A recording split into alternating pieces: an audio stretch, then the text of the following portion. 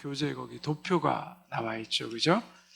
우리가 지금까지 예수님의 공생의 1년 차에 대해서 우리가 계속해서 배우고 공부했습니다. 쭉 보시면 뭐가 나오나요? 처음부터 세례 요한에게서 뭐죠?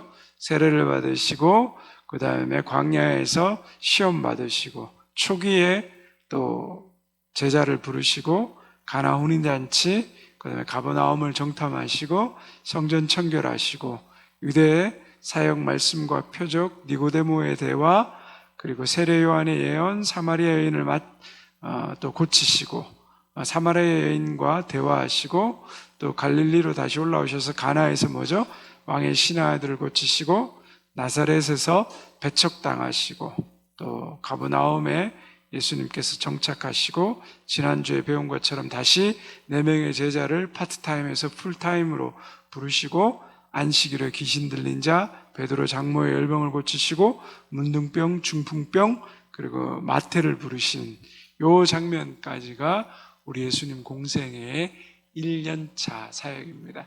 그래서 이 내용을 쭉 머리에 넣어 두시면 이 부분이 예수님이 처음 사역을 시작하시면서 예수 그리스도가 자신이 누구인지에 대해서 가르치시고 드러내신 장면들, 예수님이 행하신 모든 기적과 사역들은 예수 그리스도가 누구이시고 어떤 일을 하기 위해서 이 땅에 오셨는가를 우리가 관심을 가져야 되는 거예요. 어떤 기적이 일어났냐, 그 기적이 중요하기도 하지만 그 기적 이면에 예수님께서 우리에게 나타내시려는 것은 무엇이죠?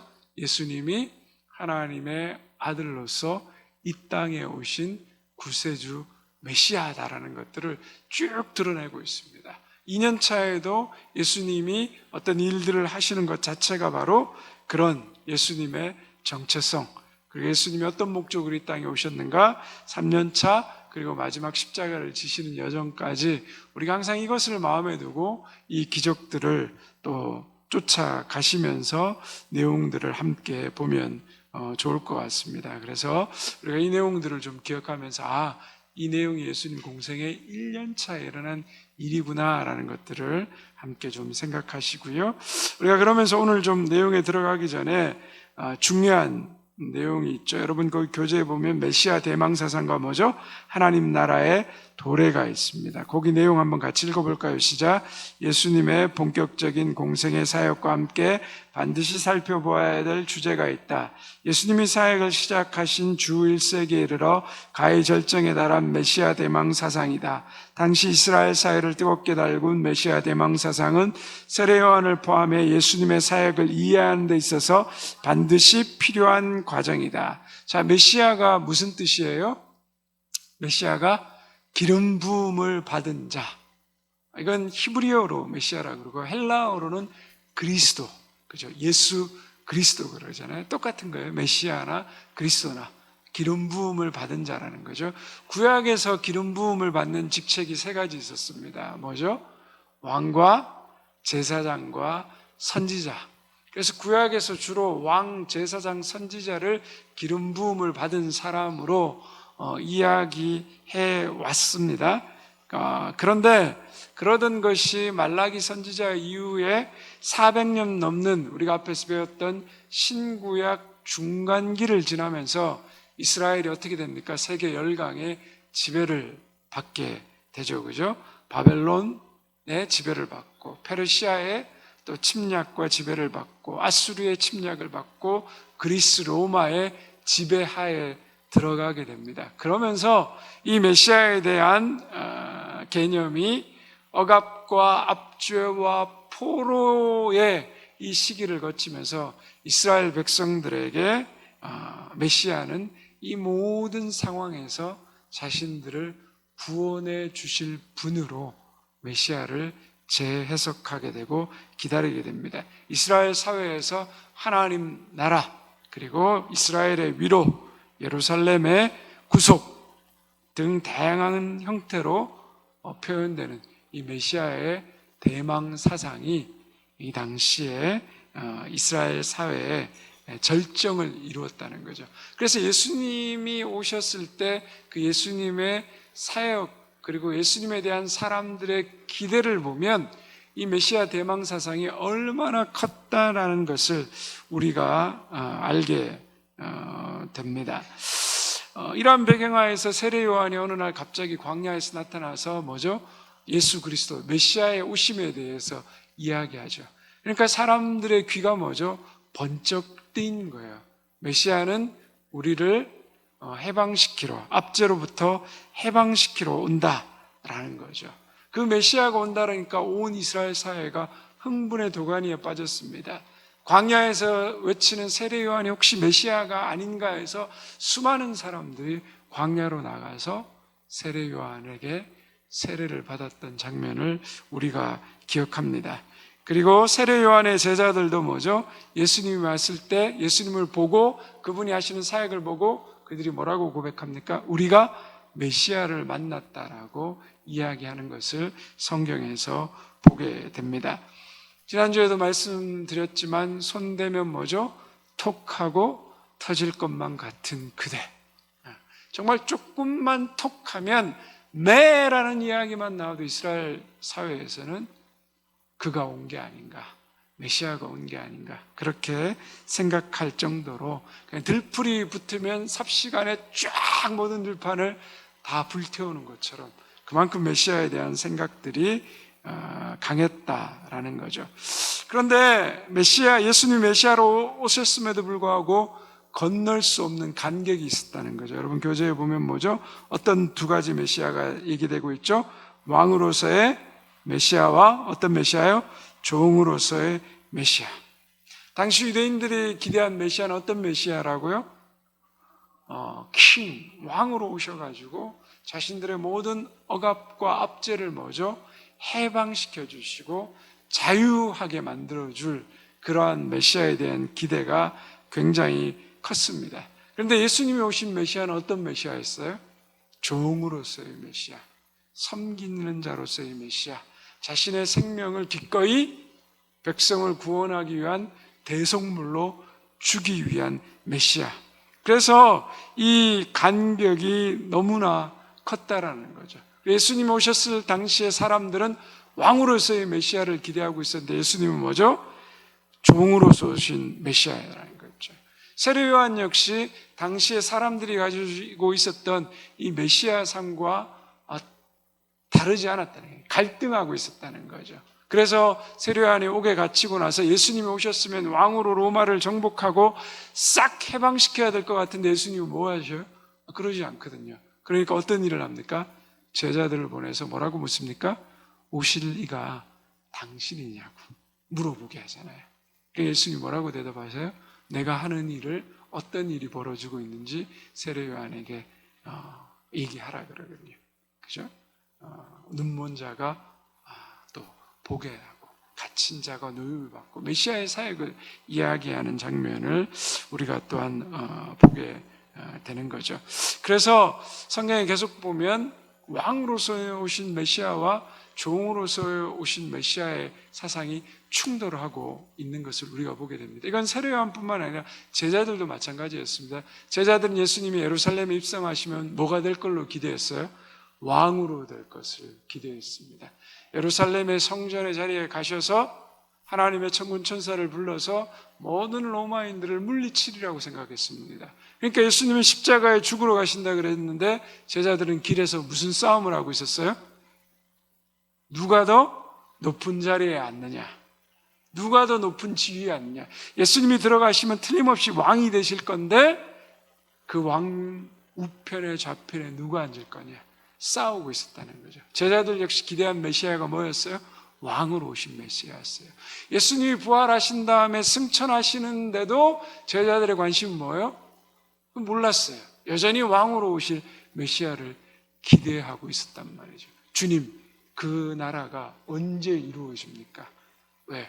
왕으로서 이 세상을 정복하는 메시아상을 가지고 있었거든요. 그러니까 예수님이 아무리 얘기해줘도 내가 가진 생각이 뭐예요? 왕으로 오신 메시아. 나는 그 왕으로 오신 메시아를 잘 섬겨서 국무총리 자리, 장관 자리 하나 할 걸로 생각하니까 계속 뭐죠? 예수님과 충돌하는 거예요. 예수님의 말을 이해하지 못하고 깨닫지 못하고, 그리고 베드로는 뭐죠? 예수님께 사탄아 뒤로 물러가라, 내 뒤로 물러가라는 이야기까지 듣게 되는 지경에 이르게 되는 거죠. 우리도 마찬가지입니다. 예수님을 이렇게 다 똑같이 믿고 있는데 자기 속에 뭐죠? 예수 그리스도에 대한 생각들이 있어요. 성경이 말하는 예수 그리스도가 아니라, 성경에서 말하는 예수 그리스도가 아니라, 성경이 말하는 하나님이 아니라 자기 안에 그려진 예수 그리스도, 자기 안에 그려진 메시아, 이걸 쫓게 되면 어떻습니까? 예수님이 나에게 주시려는 것과 내가 예수님을 통해서 받으려는 것이 뭐죠? 충돌이 생기는 거예요.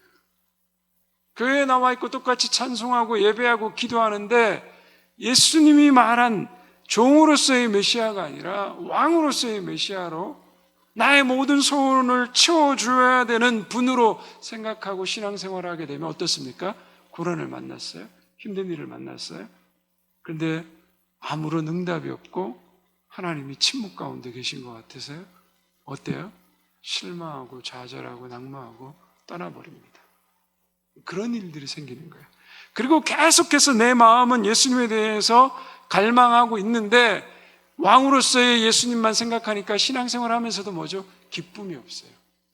갈등이 생겨요. 왜 이게 안 되지? 왜 나에게는 이런 일이 일어나지 않지? 왜 내 문제는 해결되지 않지? 예수님이 말씀하신 것과 완전히 다르게, 다른 방향으로 가버리는 거예요. 내가 생각하는 예수 그리스도, 내가 생각하는 믿음과 신앙으로 내가 복음을 만드는 게 되어진다는 거죠. 그래서 우리가 이것들을 굉장히 깊이 있게 생각해야 되고, 내가 성경의 말씀에 근거한 예수님이 말씀하신 신앙에 살아가느냐, 내가 복음을 내가 그려진 생각에 의해서 살아가냐. 그래서 우리가 말씀을 떠나서 성경을 떠나지 않으면요, 요즘 시대의 성도들에게 일어나는 일이 뭡니까? 유명하다는 목사님, 유명하다는 사람, 뭔가 시대의 선지자처럼 보이는 사람 쫓아가죠. 그분이 쫓는 사람이 예수 그리스도인지 아닌지도 모르고. 왜? 진리에 대해서 내가 이해하지 못하고 바르게 깨닫지 못하니까. 내가 생각하는 상을 그려서 따라가니까. 우리가 그런 것들을 굉장히 조심해야 됩니다. 그런데 예수님께서 왕으로 오셨다, 종으로 오셨다, 우리 이렇게 충돌이 되고, 어떻게 예수님이 예수님 안에서 왕과 종의 모습이 함께 드러날 수 있냐, 갈등을 하고 있는데 딱 정리되는 게 여기 있어요. 여러분 거기 초림주로서의 한번 같이 한번 읽어볼까요? 시작. 초림주로서의 예수 그리스도, 섬기는 종, 자기 목숨까지 내어주는 이로서의 메시아, 재림주로서의 예수 그리스도, 강력한 왕, 열방을 심판하는 주로서의 메시아. 자, 1세기 때 예수님이 이 땅에 오셨을 때 사람들의 생각은 다 왕으로서의 메시아, 그 생각밖에 없었어요. 그러다 보니까 종으로서의 메시아가 충돌하는데, 그럼 우리가 예수님이 왕이라고 얘기하니까 왕으로서의 메시아, 종으로서의 메시아, 이 두 가지를 어떻게 이해해야 되냐? 구약 시대에는 이걸 죽었다 깨어나도 못 깨달은 거예요. 근데 신약 시대에 우리가 이걸 깨닫는다는 거죠. 뭐예요? 초림주로서 우리에게 오신 예수 그리스도는 뭐예요? 섬기는 종으로 오신 분이라는 거예요. 그거 너무 분명하다는 거예요. 자기 목숨을 십자가에 내어줘서 대속물로 우리를 구원하시는 섬김의 종으로 오신 메시아. 근데 다시 재림주로 오시는 예수 그리스도는 뭐라고요? 강력한 왕이에요. 예수님이 다시 이 땅 가운데 재림할 때 뭐가 일어납니까? 심판이 있습니다. 심판주로 이 땅에 오신다는 거예요. 왕으로서. 그죠? 양과 염소로 구분되고 천국 백성과 지옥 백성을 구분하는 것으로 심판주로 오시는 거예요. 왕으로 오시는 예수라는 거예요. 그래서 구약의 선지자들도 이 비밀을 깨닫지 못했습니다. 그러나 오늘 이 시대를 살아가는 사람들은 뭐죠? 예수 그리스도의 사역과 기록된 말씀을 통하여서 뭐죠? 예수님의 섬김의 종으로 오신 메시아, 왕으로 오신 메시아에 대해서 명확히 이해하는 거죠. 그래서 우리가 믿는 신앙, 우리가 지금 아브라함을 부러워하고 구약의 모세를 부러워하지만, 그런 어떤 믿음의 위인들에 대한 부러움이 있지만 뭐죠? 모세나 아브라함이나 엘리야나 이 예수 그리스도에 대한 이해가 없었다는 거예요. 그런데 오늘 우리는 뭐죠? 그들보다 훨씬 더 깊은 예수 그리스도가 이 땅에 오심으로 말미암아 하나님의 완성된 사역을 우리에게 보여주시고 가르쳐주시고 성령을 통하여서 깨닫게 하셨기 때문에 우리가 가지고 있는 진리가 그들보다 더 풍성한 거예요. 그럼 이거 아셔야 돼요. 아브라함이 예수 그리스도를 볼 수는 있었겠지만 그러나 이 예수 그리스도의 진리에 대해서 깊이에 대한 이해가 없었습니다. 모세가 율법을 이야기하고 십계명을 이야기하고 백성들을 가르쳤지만 이 성경에 기록된 예수 그리스도 메시아가 구체적으로 어떤 분이시며 오셔서 어떤 일을 하시고 어떻게 이 땅을 하나님의 섭리 가운데 이끌어 가시는지 모르셨다는 거죠. 그래서 우리가 그 깊은 진리를 깨닫는 영광과 은혜가 우리 가운데 있다는 거죠. 그래서 우리가 더 이상 새로운 계시를 쫓아서 헤맬 필요가 없는 거예요. 완벽한 계시의 말씀인 성경이 우리 손에 있고 그 성경 말씀을 깨닫게 해주시는 성령의 인도하심과 안내를 따라 우리가 살아가는 것이 중요하다. 그래서 이 신약을 우리가 계속 읽고 있는데 이 복음서를 다시 한번 쭉 읽어보시면 이 메시아관에 대한 충돌이 처음부터 끝까지 끊임없이 나옵니다. 예수님이 죽으셔서 부활하시는 승천하시는 그 사도행전의 초입부 들어갈 때까지. 근데 성령이 오셔서 뭐죠? 진리를 깨닫게 되면서 예수님의 말씀이 무엇인지 다 깨닫게 되면서 모든 것이 바뀌어지게 되는 거예요. 그들의 생각과 사고와 사역이. 우리가 그런 시대를 살아가고 있고 그런 은혜를 우리가 입고 있다. 그래서 하나님의 말씀, 하나님의 진리를 온전히 깨닫고 이해하는 것이 얼마나 중요한가. 그래서 말씀을 떠나면 안 되는 겁니다. 제가 하나님의 말씀을 읽고 묵상하고 여러분들과 함께 나누지만 제가 이 성경의 진리를 어떻게 다 깨닫고 이해하겠어요?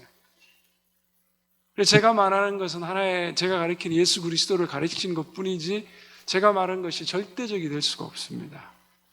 여러분 스스로 뭐죠? 하나님의 말씀을 읽고 진리를 깨달아야 돼요. 말씀을 볼 때마다 성령님 오늘도 하나님의 지혜와 계시의 정신을 내게 보여주시사 하나님의 말씀을 깨닫게 해주십시오. 말씀을 떠난 신앙은 다 가짜예요. 사역한다 그러면서 예수 그리스도를 가르치지 않고 예수 그리스도의 영광을 이야기하지 않고 예수 그리스도의 구원을 얘기하지 않고 자기의 영광을 이야기하고 자기를 따르라고 얘기하는 사람은 다 가짜예요. 여러분 이 시대를 분별하실 수 있어야 돼요. 이 시대를 분별하셔야 됩니다. 너무 많은 사람들이 설치고 판을 치기 때문에 이 시대가 사탄도 뭐죠? 광명한 천사로 가장하고 기적을 일으키고 사람을 일으킨다고 하잖아요. 우리 분간 못한다는 거예요. 제대로 진리 위에 서지 않으면 진리를 다루셔야 됩니다. 말씀을 떠난 신앙이 되면 안 된다. 자, 이제 예수님의 공생의 2년으로 들어갑니다. 첫 번째 유대 사역이죠. 유대 그러면 이제 유대 그려지셔야 됩니다. 뭘 하죠? 안식일에 뭐죠? 38년 된 병자를 고치셨어요. 오늘 우리가 읽은 말씀이죠. 예수님께서 이제 6월절이 기준이라 그랬잖아요. 요한복음 5장 1절에 보면 그 후에 유대인의 명절이 되었다 그러는데 학자들마다요 달라. 이게 뭐 명절이 무슨 명절이냐 하는데 어쨌든 대체적으로 6월절이다. 그래서 예수님의 공생애가 이 베데스다 연못에서부터 시작되는 걸로 저걸 6월절로 해석해서 보거든요. 시간의 구분이거든요. 예수님 공생애 2년 차라는 거예요. 그래서 어디로 올라가셨어요? 예루살렘에 올라가요. 예루살렘이 어느 지역에 있어요? 유대 지역에 있죠. 예루살렘 어디인지 생각나시죠? 그죠? 예루살렘에 올라가셔서 자 안식일에 베데스다 연못가에 38년 된 병자를 고치셨대요. 자, 베데스다. 일단 한번 보고 계속 말씀 시작하도록 하겠습니다. 우리 영상 한번 베데스다 잠깐 보여주시면 좋겠습니다. 저기는 이제 양문이에요. 네. 저 양문에서 이제 조금만 들어가면 예, 바로 들어가면. 그 이제 베데스다 못으로 들어가는데. 간다. 들어가면 나온 배가 지금 있어. 베데스다. 베데스다. 있어. 예, 있고. 자, 저기가 바로 이제 베데스다예요. 저기라고요? 베데스다. 연못이 어딘데? 연못이. 자, 보세요. 굉장히 깊습니다. 어머, 그렇게 깊어. 엄청 깊어요. 예. 그 아까 요한복음 5장에 보면은 예. 행각이 몇 개 있다? 다섯 개. 다섯 개. 행각은 정자와 같은 거거든요. 예. 정자와 같은 게 5개가 있다는 얘기는 규모가 크다 적다. 와, 크다. 엄청 크다는 건데 네. 뭐 복원도를 이렇게 보면은 저렇게 생겼어요. 원래는. 저렇게 깊네요. 예, 예. 와. 아니 들어가는 것도 들어가는 건데 못 나오겠는데. 사실 자 보세요. 위치를 보세요. 양문 곁에 왼쪽은 성전이요, 오른쪽은 베데스다. 연못이 딱 이렇게 보이잖아요. 그래서 저희가 어떤 곳이냐면 양문이라고 했잖아요. 예. 제물을 드릴 양이 들어가서 예. 제물을 이제 드리면 피가 나오잖아요. 네네. 사실 그걸로 씻었던 곳이에요. 베데스다 못이라는 거는 네네. 제물이 되는 피를 씻었던 곳이 베데스다 못이다. 못이라기보다는 빗물을 가득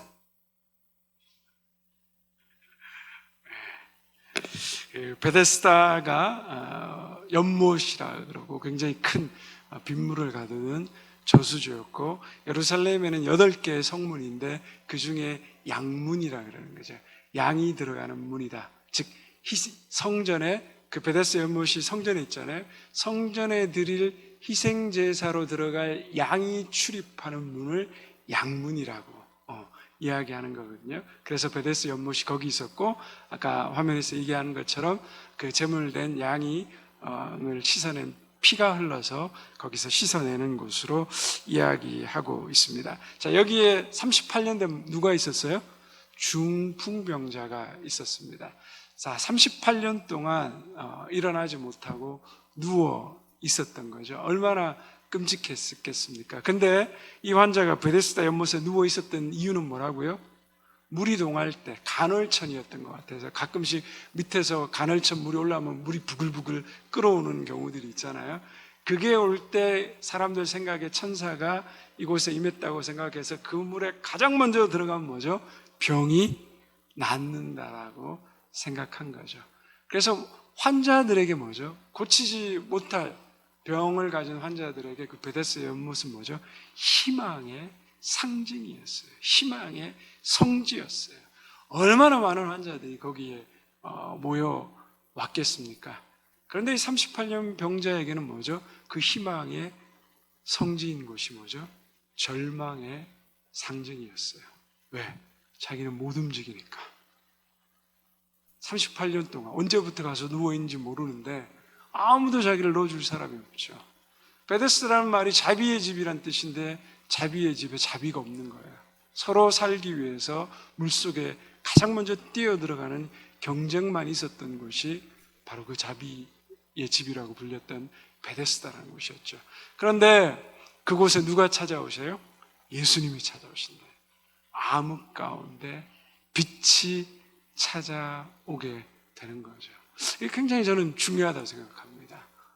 뭐냐 그러면 우리가 절망하고 신앙생활하다가 낙심하고 어려울 수 있고 넘어질 수 있을 때가 많잖아요. 그런데 뭐예요? 예수님은 우리를 찾아오신 분이다. 우리가 찾아간 게 아니라 뭐죠? 신앙생활도 보면 예수님이 우리를 먼저 뭐죠? 찾아오셨잖아요.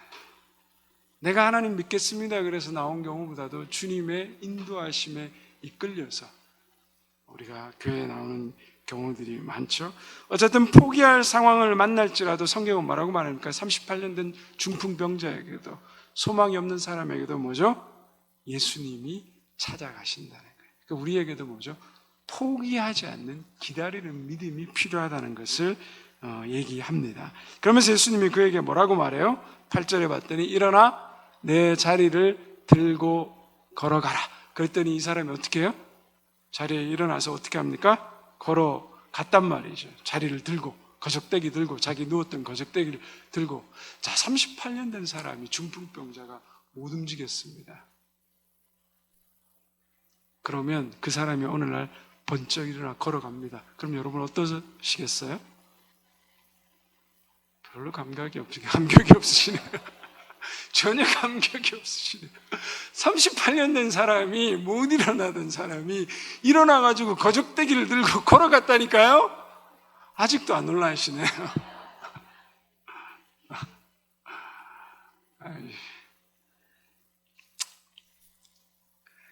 38년 된 사람이 나와서 걸었습니다. 얼마나 놀라운 기적입니까? 그러면 주변에 그 사람을 아는 사람들이 어떻게 해야 돼요? 할렐루야하고 박수치고 환호하고 기뻐하고 그 사람 중심으로 모여서 찬양하고 기도하고 막 축제가 벌어져야 되는 거 아닙니까? 근데 오늘 성경에 보니까 어떻게 하고 있어요? 춤이라도 추어야 될 판인데 우리의 기도와 전혀 다른 장면이 벌어집니다. 그가 일어나서 자기 거적대기를 들고 걸어간 것에 대해서 바리새인들과 종교 지도자들이 뭐라고 말하고 있습니까? 안식일. 유대인의 율법에는 안식일에 물건을 옮기면 안 되거든요. 걸어가면 안 되거든요. 뭐라고 말합니까? 네가 안식일에 거적대기 들고 움직이는 것이 옳지 않다는 거예요. 그리고 도대체 안식일에 병 고치는 것도 일하는 걸로 생각하는 거예요. 안식일에 누가 병 고쳤냐는 거예요. 여러분 기가 막히지 않습니까? 38년 된 병자가 병에서 나음을 입었는데 그 병자를 보고 기뻐하고 하나님을 찬양한 것이 아니라 뭐죠? 누가 네 병을 고쳤냐?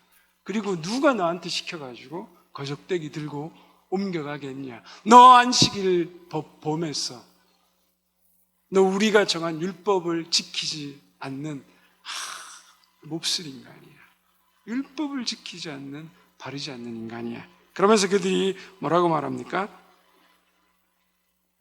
그 일을 통하여서 누가 고쳤냐라고 자꾸 묻고 있잖아요. 왜 묻습니까? 그 안식일에 병을 고친 예수 그리스도를 어떻게 해요? 율법에 의해서 정죄하고 벌하기 위해서 묻는다는 거예요. 죽을 생명이 살아났는데 그 죽을 생명이 살아난 것을 기뻐하는 것이 아니라 어떻게 해요? 그 생명을 살린 것이 잘못되었다라고 사람들이 이야기한다는 거예요. 무엇에 의해서 뭐예요? 율법에 의해서.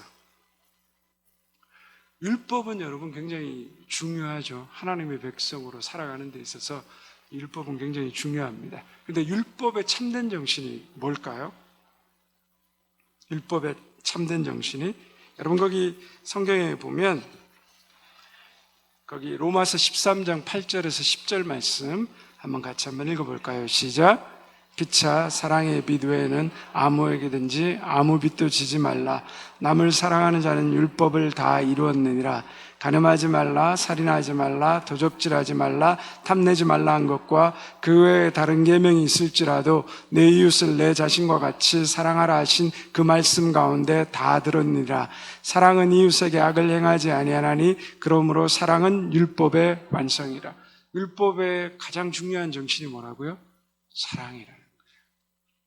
율법을 자 10계명 간단하게 자 여기 나온 대로 보면 살인하지 말라. 이게 누구를 위한 법입니까? 쉽게 생각하면 타인을 위한 법이라고 우리가 생각되는데 중요한 건 뭐죠? 타인을 위한 법일 뿐만 아니라 나를 위한 법이에요. 다른 사람도 똑같이 살인하지 말라는 계명을 들으면 내가 어떻게 해요? 저 사람 살인하면 안 되잖아요. 그 계명을 듣는 사람이 나를 살인하면 안 되잖아요. 이것은 바로 하나님께서 우리에게 주신 이 계명은 모든 것이 뭐죠? 사랑에 기초한 거예요. 돼, 안 돼가 아니라 돼, 안 돼 역시 뭐죠? 사랑이거든요. 우리가 지금 창세기를 주일마다 보고 있는데 하나님이 심판하시지만 그 심판 속에 뭐죠? 생명을 구원하신다고요. 하나님의 심판도 뭐죠? 사랑이라는 거예요. 때리는 게 왜 때리세요? 사랑하니까. 사랑하지 않으면 자녀를 왜 때려야 됩니까? 사랑하지 않으면 자녀에게 왜 잔소리 하실 필요 없잖아요. 그러니까 하나님의 율법의 정신은 뭐죠? 사랑이라는 거예요. 그런데 법만 남아있고 사랑이 없는 율법은 뭐죠? 생명이 살아나고 구원받은데도 저주하고 정죄하고 그를 죽이려고 한다는 거죠. 안식이라는 법의 테두리 속에 사랑은 사라지고 법만 남으니까 뭐죠? 잘못한 것만 보이는 거예요. 지금도 이스라엘 땅에 가면 그 유대인들은 안식일을 철저하게 지킵니다. 그래서 똑같이 전에도 한번 말씀드렸지만 이 건물에 들어가면 엘리베이터에 뭐요? 모든 층이 다 눌러져 있어요. 안식일에 뭐죠? 엘리베이터 누르는 것도 일하는 거예요. 그래서 가면 호텔 같은 데 가면 유대인들이 타는 엘리베이터가 있고 일반인이 타는 엘리베이터가 있는데 성지 순례 가가지고 몰라가지고 안식일에 유대인들 타는 엘리베이터에 딱 들어가면 뭐죠? 1층부터 30층까지 계속 쓰는 거예요. 계속. 그래서 요리도 뭐죠? 금요일 저녁까지 해지기 전까지 다 하고 먹기만 하는 거거든요. 이 법이 너무 철저한데 그 법 안에 뭐죠? 사랑이 빠져버리니까 정죄하는 것밖에 남지 않는 거예요. 죽이는 것밖에. 그러니까 예수님이 어떻게 하셔요? 내가 온 것은 율법을 완성하러 왔다. 너희가 정죄해서 사람을 죽이는 그 율법의 정신은 뭐죠? 사랑이다, 사랑. 율법을 통해서 뭘 해야 됩니까? 사람을 살려야죠. 법이 왜 있습니까? 법이 규칙을 지키게 있지만 그 규칙은 결국엔 어떻게 해야 돼요? 생명을 살리는 거잖아요. 신호등이 있는데 빨간불, 주황색불, 초록불인데 그 신호등을 지킴으로 어떻게 해요? 생명을 살리는 거예요. 사랑이잖아요. 나만 살리나요? 내가 지킴으로 말미암아 다른 사람의 생명도 살리는 거거든요. 법은 사랑이라는 거예요. 생명이라는 거예요. 이 정신을 잊지 말라는 거예요, 예수님이. 근데 생명을 살리고 구원했지만 사람들은 죽였다는 거죠. 안식일의 정신이 뭐죠? 관습과 제도로 남아버리니까 사람을 죽이는 일이 되어 버린다는 겁니다. 창세기부터 요한계시록까지 하나님께서 일관되게 우리에게 요구하시는 게 뭐예요? 하나님은 사랑이라는 거예요. 사랑. 여러분 성경을 쭉 보면 아담과 하와부터 뭐죠? 범죄하면 죽여버리면 되잖아요. 그거 창조주가 다시 만들면 되는데 근데 어떻게 했다고요? 안 죽이시고 찾아가시고 가죽 옷 입히시고 새로운 기회를 주시고 가인이 동생 아벨을 죽여서 보내버리면 되잖아요. 제거하고 새로 시작하시면 되잖아요. 근데 그렇게 안 하시고 어떻게 이 말을 표현을 주셔서 구원하시고 세상이 죄악으로 완전히 타락했어요. 홍수로 다 쓸어버리고 새로운 사람 만들면 되잖아요. 근데 어떻게 하세요? 한 사람 노아, 그리고 노아 곁에 있었던 가족들을 구원하시고 하나님이 새로운 생명의 역사를 이루어 가시는 것이 성경의 역사입니다. 하나님의 사랑이 계속해서 흘러오는 거죠.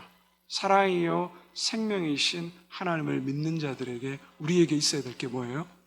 사랑이라는 거야. 긍휼이라는 거야. 내가 기도를 많이 하기 때문에 기도 안 하는 사람 정죄하는 건 뭐예요? 기도 잘못한 거예요. 내가 성경을 백독했기 때문에 성경 안 읽는 사람 정죄하면 뭐죠? 그거는 성경을 잘못 읽은 거예요. 뭐예요? 성경을 정말 깊이 읽었으면 뭡니까? 그 안에 사랑이 나와야죠. 그럼 안 읽은 사람을 보면 뭐죠? 정죄하는 게 아니라 그 영혼을 더 깊이 사랑하고 그가 하나님의 말씀을 가까이 할 수 있도록 기도하고 도와주는 거죠. 기도 많이 했으면 기도 안 한 사람 못까지 뭐죠? 기도하는 게 사랑이라는 거예요. 봉사 안 하기 때문에 정죄하고 비난하는 게 아니라 그 사람의 목까지 내가 하나님 그 영혼의 안타까운 마음을 가지고 뭐죠? 내가 그의 목 이상으로 섬기고 사랑하고 그를 품고 가는 것이 뭐죠? 성경이 말하는 율법의 정신이라는 거예요. 왜 예수님께서 사랑을 얘기하십니까? 여러분 왜 사랑이 중요합니까? 여러분 왜 사랑이 중요합니까? 왜 이렇게 사랑을 얘기하실까요? 사랑만이 어떻습니까? 생명을 살리니까. 다른 이유가 없어요. 예수님이 우리를 사랑하셔서 십자가에 우리 대신 죽으셨으니까 우리가 어떻게 되세요? 생명이 살아난 거잖아요. 부모님이 자녀가 그렇게 속썩이고 말 안 듣는데 사랑하는 이유가 뭐예요? 그 자녀 살리기 위해서잖아요. 사랑은 생명을 살리는 겁니다. 그 사랑을 예수님께서 뭐죠? 우리에게 보여주셨고 우리에게 나누어 주셨고 우리로 하여금 어떻게 해요? 세상은 못합니다, 여러분. 세상은 정죄하고 세상은 벌하는 거예요. 오직 사랑할 수 있는 사람은 누구요? 그리스도인이에요. 교회예요. 하나님의 사랑을 아는 사람들. 하나님의 사랑이 무엇인지 깨달은 사람들, 그 사람들만이 그 사랑을 할 수 있거든요. 그래서 그 예수님께서 그리스도의 몸으로 교회를 세우셨고, 그 그리스도의 몸을 이루는 또 하나님의 그리스도의 몸인 성도들을 성전으로 부르셨습니다. 뭐 하라고요? 사랑하라고. 서로 사랑하라고. 너희의 사랑이 뭐죠? 충만히 흘러넘쳐서 우리 이웃들에게 흘러가게 하는 것. 그것이 바로 주님의 사랑입니다. 우리가 성경을 읽으면서 안식일 법, 이 율법이 계속해서 반복돼서 나오는 뒤에 예수님이 이제 이 유월절 챙기시고요. 바로 유대에서 갈릴리로 돌아가십니다. 그러면서 그 뒤에 나오는 게 다 뭐예요? 안식일에 미릭삭 자른 제자들, 안식일에 손 마른 자를 고친 거, 이거 다 뭐죠? 이것도 역시 사랑에 관해서 얘기하시는 거예요. 정죄하는 율법이 아니라. 그리고 예수님이 마지막으로 뭐죠? 밤샘 기도 후에 다시 12제자를 세우신다. 예수님이 초기에 제자들을 1년 차에 5명을 부르시고요. 2년 차 때 그들을 보시고 기억하시고 살펴보시다가 2년 차 사역에 들어가면서 완전히 12명을 갖추신다. 우리가 성경을 볼 때 초기에 부르셨는데 완전체로 부르신 게 아니고 나중에 2년 차 때 최종적으로 공생에 12명을 부르셨다. 우리가 요거까지 성경을 또 살피면서 우리가 기억하면 좋겠습니다. 우리 오늘 주신 말씀을 기억하며